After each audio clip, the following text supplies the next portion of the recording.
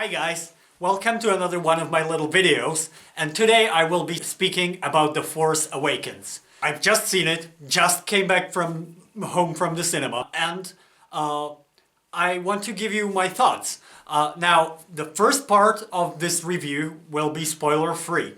In the second part, there will be spoilers, but I will definitely warn you before that happens. So you can safely watch the first part of the video, and then there will be a big warning, spoiler alert, before I get into the spoiler arena. So first of all, before I went to see The Force Awakens, I watched the entire original trilogy, despecialized of course, at home on my 10-foot projection screen, and it just reminded me how amazing these films are. I invited some friends over, and it's always great when I can show Star Wars to people. They've all seen it before. There were no Star Wars virgins at my marathon, but most of them have only seen it like once a long time ago. So it was pretty interesting to see their reactions and talk to them about it. These original films, they're really great. They are not flawless, especially Return of the Jedi has some pretty big flaws, but it's still an enjoyable ride, way better than any of the prequels. And now, what I thought about The Force Awakens. Now, in my last video, I talked about some of my fears about The Force Awakens, about what I thought based on the trailers that we've seen so far. I thought from the trailers, it didn't feel like Star Wars to me. And I thought some of the visuals didn't look that great, especially the CGI ships. I really felt like they looked like video game cutscenes in the trailers. And actually, the one video that got me really excited for The Force Awakens was the Comic-Con behind-the-scenes video, where I saw the reactions of the people working on it, like when they saw the Millennium Falcon and when they saw the sets, and actually seeing the sets. They filmed on real sets or real locations, that they used practical creatures, practical effects. That really made me excited. But then seeing the trailers, I wasn't so convinced. Now, what were my thoughts after seeing the actual movie? It's pretty good. It's definitely way better than the prequels in all respects, but it does have some serious problems, which I will talk about later. It is a pretty good movie. It looks amazing. I must admit, 90% of this movie look brilliant. The locations look awesome, the sets look great. Generally, the direction, the camera, all really, really good. But mainly, it feels like Star Wars. If I had a hat, I would have to eat it now. Okay? It feels like Star Wars. I especially like the first half of the movie, and throughout the first half I was like, yes! The cinema was full. I just had to almost restrain myself so as not to bother the people around me. Even just the beginning when the logo comes on and then the crawl. And what I read in the crawl was pretty interesting. I actually almost forgot to read it. I'm so used to not really paying attention to the crawl anymore now, because I almost know it by heart in all the Star Wars movies, that at first I was just watching and like, whoa, there's new information here, I have to read the crawl. So I managed to read the whole thing. And then the atmosphere, it's great. It really felt like a Star Wars movie from the beginning. Now, the acting in this movie is great. The original cast is doing a great job, especially Harrison Ford. I just watched Return of the Jedi before going to see this movie. And in Return of the Jedi, he's just checked out. He's just phoning it in, and you can totally tell. In this movie, he's actually trying. You can see he's excited to be there, and it's great. And he is Han Solo again. You're not watching Harrison Ford, you're watching Han Solo, and I love that. The new cast is also brilliant. I especially loved Daisy Ridley's performance. They had this huge casting, and I think they picked brilliantly.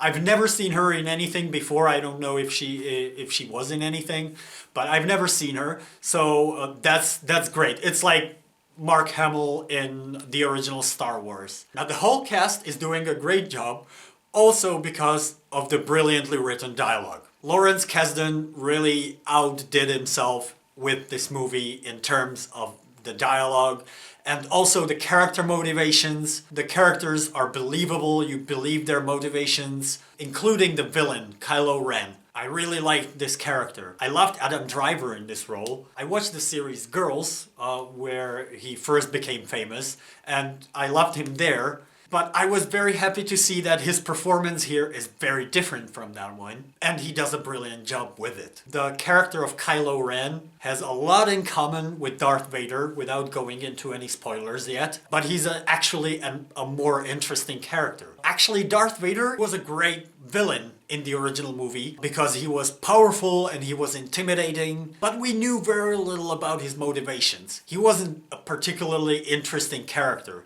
We learn a little bit from Obi-Wan, but we really don't know all that much about him. But Kylo Ren, he's a badass, but at the same time, we see his motivation, and it's interesting. I love it. There were also some great moments in this movie. Again, I won't spoil anything. I will just say that I loved the lightsaber duel in this. I thought it was the best lightsaber duel, at least since Return of the Jedi. There is also some great humor in this movie. It's actually one of the funniest Star Wars movies, but it's not like comedy movie funny. But there are some really funny moments in this movie. So that was what I loved about this movie. But like I said, I thought it had some serious flaws. So now the bad. No spoilers yet. So as I said, I thought the CGI ships in the trailers looked pretty bad, and nothing's changed from the trailers in the movie. To me, it still looks like a video game cutscene and doesn't look great. When we first see the Millennium Falcon in action, in flight, it would have made me really excited if I wasn't like, that looks so fake. So that was a part that I did not like. Like I said, I thought 90% of this movie looked really great, but the CGI heavy parts, not so much. There are so many practical animatronic characters and they look wonderful. But there are these two CGI characters that also look really fake, and especially with all the other characters being, well, either human or animatronic, these two CGI characters kind of stand out. And the worst part, in my opinion, is that both of these characters could have been done without CGI and would have looked better. Another problem with this movie was the script. I already said the dialogue, brilliant. The character motivations, great. The story, not so much. I can't really talk about the story without getting into spoilers and spoiling some of the plot points. But before I drop the spoilers, let me just sum up. Okay, so The Force Awakens is a pretty good movie.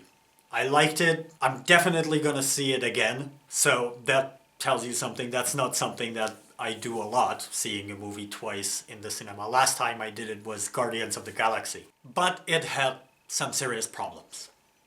Let's leave it at that. And now, spoilers.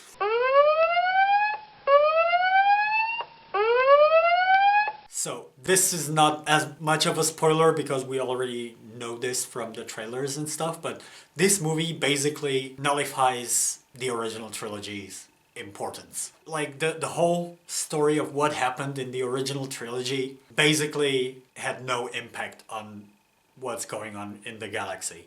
You still have the rebels. They're now called the Resistance, which is basically just a synonym. And you have the New Order, which is basically the Empire.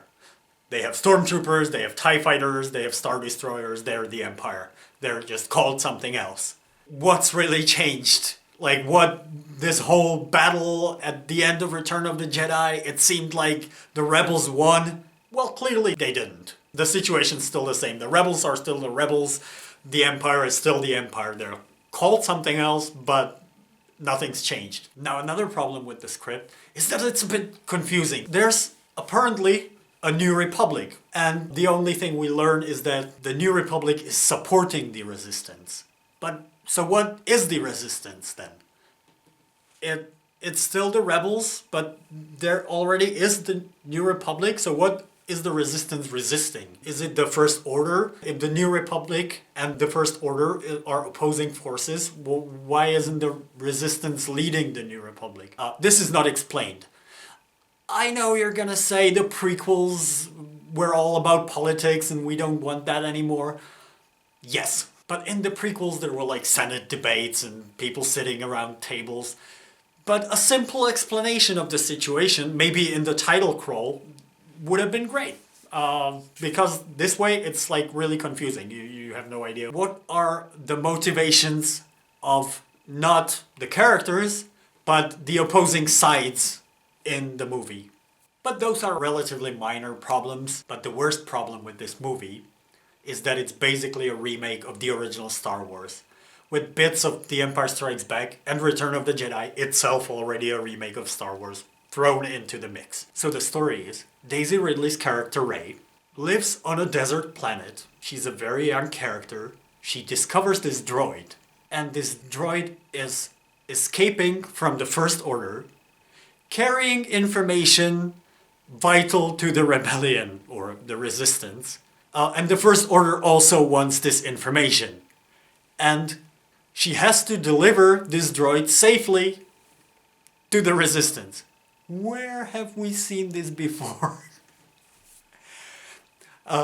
Also, on the way there, she meets Han Solo, who is now an older character and becomes this sort of mentor to her. And he helps her deliver the droid. But it doesn't end there, no. When they accomplish this task and deliver the droid, guess what they have to do? They have to destroy a gigantic weapon capable of destroying entire planets. And also, a part of this mission is to go on the ground and destroy a shield generator before the spaceship attack can happen on this weapon. So we have a little bit of Star Wars and Return of the Jedi here. Now the whole movie also ends on a sort of bittersweet note, which really reminds you of The Empire Strikes Back.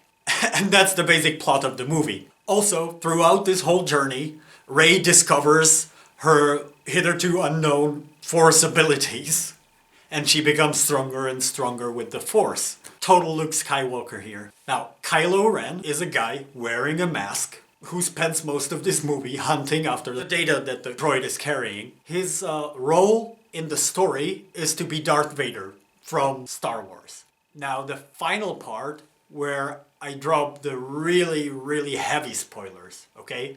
So if you got this far and you haven't seen the movie, I haven't spoiled all that much. Now I drop the bomb.